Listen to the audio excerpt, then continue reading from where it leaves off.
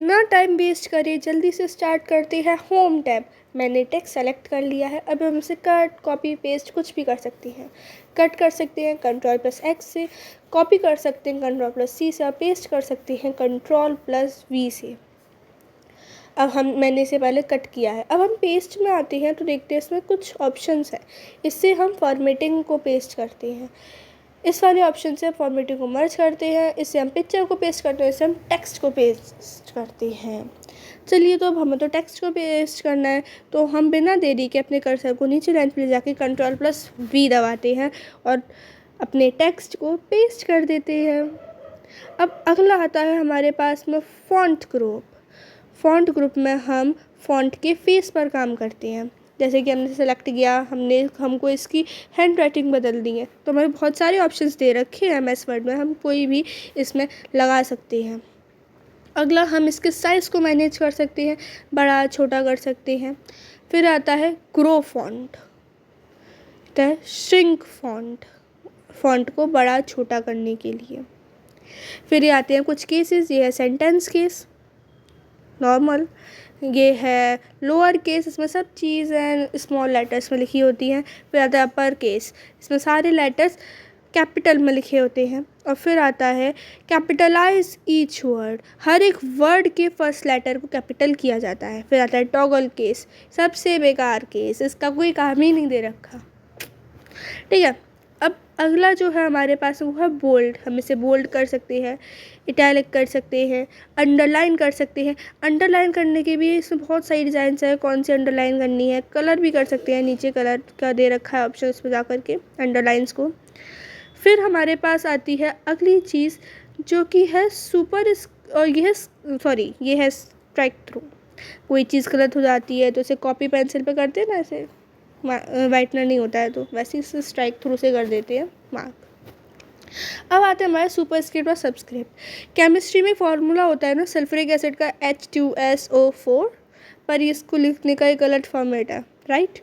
अब हम इसे सही फॉर्मेट में कैसे करेंगे? हम इसे सही फॉर्मेट में करेंगे सबस्क्रिप्ट की मदद से।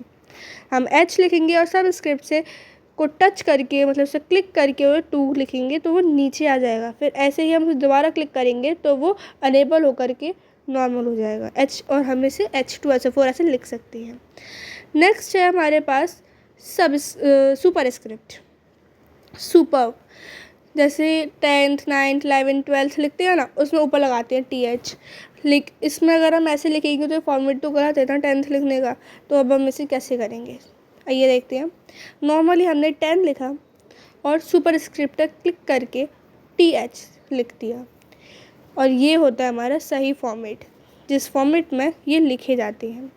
अब अगले समझने के लिए मैंने ये थोड़ी सी ये लगाई है अपनी लवली ऑडियंस के लिए।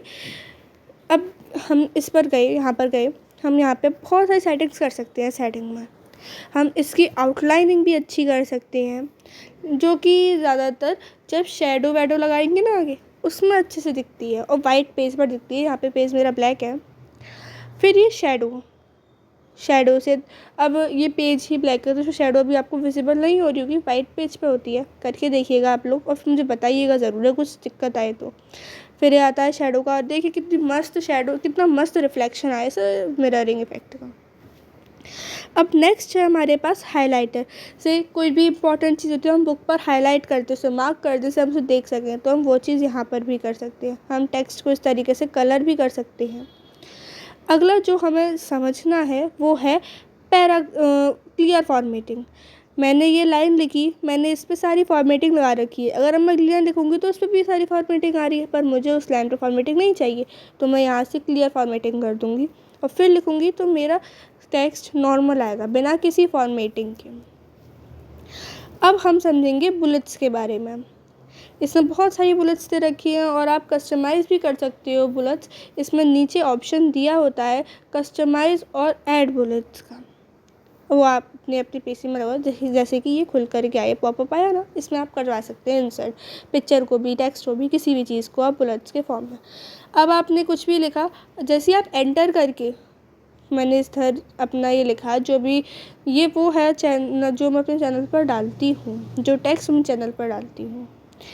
फिर आप एंटर किया मैंने और ये मेरा नीचे भी अपने आप बुलेट आ गई। मुझे बार बार बुलेट लेने की, साइन लगाने की ज़रूरत ही नहीं है अब इसमें।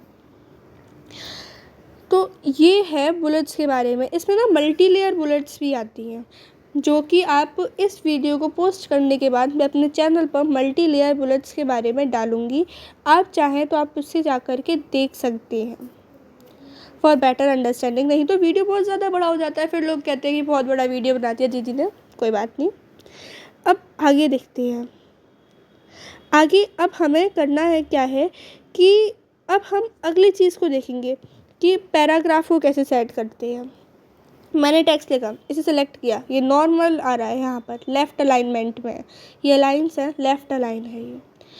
अगर सेंटर में चाहिए तो सेंटर अलाइन, और अगर कॉर्नर में चाहिए तो कॉर्नर अलाइन, ये वाले अलाइन से हम कर सकते हैं।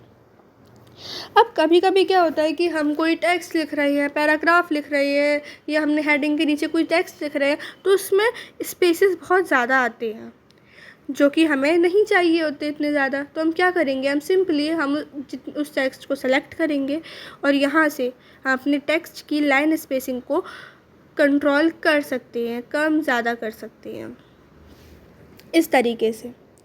नेक्स्ट आता है हमारे पास में इंडेंट। ये इंडेंट है, अगर आप लोगों को नीड है तो आप मुझे कमेंट कर दीजिएगा, मैं आपको इंडेंट समझा दूँगी कि इन्हें कैसे काम करते हैं, कैसे इन इंडेंट्स को मैनेज करते हैं। लेस्ट अब हम स्कूल में अटेंडेंस रजिस्टर होते हैं, उनमें कैसे ए से लेके जेड तक नेम्स अरेंज होते हैं, हम उसी तरीके से इसमें भी उन चीज़ों को अरेंज कर सकते हैं। शॉर्टिंग पर जाकर ये होता है पैराग्राफ साइन। हमारा जहाँ से पैराग्राफ होता है ना, उसके आगे ये साइन लग जाता है। अब ऊपर 2 लग रहे हैं क्योंकि वो अज्यूम करके चल रहा है कि वहाँ पे पैराग्राफ है। अब ये है हमारा बॉर्डर का, देखिए यहाँ पे आपको बॉर्डर्स दिख रहे हैं, left border, right border, top border, all border, ये सब चीज़ें ये हम पैराग्राफ्स में लगा सकते हैं इनको सेट करने के लिए। नेक्स्ट आते हैं हमारे पास में ये क्यूट स्टाइल्स, ये हम हेडिंग में काम लेते हैं, हेडिंग बनाने के लिए, करने के लिए। फिर आता है फाइंड। अब मैंने इसको क्लिक किया, यहाँ पे मैंने डाला ऑनलाइन, तो अब जहाँ जहाँ, अब मैं जैसे से ओके करूँ, जहाँ जहाँ मैंने ऑनलाइन लिखा वहाँ पर ये एक्टिव हो गया, वहाँ पे हाईलाइट हो गया। अब मुझे रिप्लेस करना है, ऑनलाइन की जगह मैंने एनिम लिखा है, ANIME एनाइम, और फिर रिप्लेस ऑल किया। तो अब मैंने जहाँ जहाँ पर भी ऑनलाइन लिखा होगा, जहाँ जहाँ पे मैंने ऑनलाइन लिखा होगा वहाँ पे ऑटोमेटिकली एनाइम आ जाएगा, आप देख सकते हैं एनाइम है ना। नेक्स्ट है सेलेक्ट ऑल पे करेंगे तो फिर ये इसमें सब कुछ सेलेक्ट हो जाता है Ctrl+A से। सेलेक्ट ऑब्जेक्ट हमेशा उन पर काम करता है जो हमने इमेजेस लगा रखी होती हैं, पिक्चर्स लगा रखी होती हैं या शेप्स लगा रखी होती हैं, उनको सेलेक्ट करने में सेलेक्ट ऑब्जेक्ट्स काम आता है। फिर आता है select text with similar formatting. हमने बहुत बड़ा एक टेक्स्ट लिखा, उसमें देखिए पहले मैंने आपको ऑब्जेक्ट्स का करके दिखाया है, सेलेक्ट ऑब्जेक्ट करके दिखाया है, ये एक वॉइस ओवर है तो ध्यान दीजिएगा कि इसमें कैसे कैसे क्या क्या हो रहा है, या आपको बहुत मज़ा आएगा इसे सीखने में। ये देखिए, फिर आता है सेलेक्शन पेन पर हम ये चीज़ कंट्रोल कर सकते हैं कि हमें क्या क्या चीज़ें दिखानी है, क्या क्या चीज़ें नहीं दिखानी है प्रिंट में। अगर मैं इसे हाइड ऑल कर दूँगी तो फिर जब मैं इसे प्रिंट करूँगी तो इसमें से कुछ भी नहीं आएगा, पर अगर मैं शो ऑल करूँगी, इट्स मैजिक, सब कुछ प्रिंट में शो होने लगेगा। ऐसे ही select text with similar formatting में होता है कि जो हमने एक डॉक्यूमेंट लिखा उसमें हमने कोई चीज़ बोल्ड की, कोई चीज़ बोल्ड नहीं की, तो वो सब चीज़ें वो करता है जिसमें कॉमन फॉर्मेटिंग का।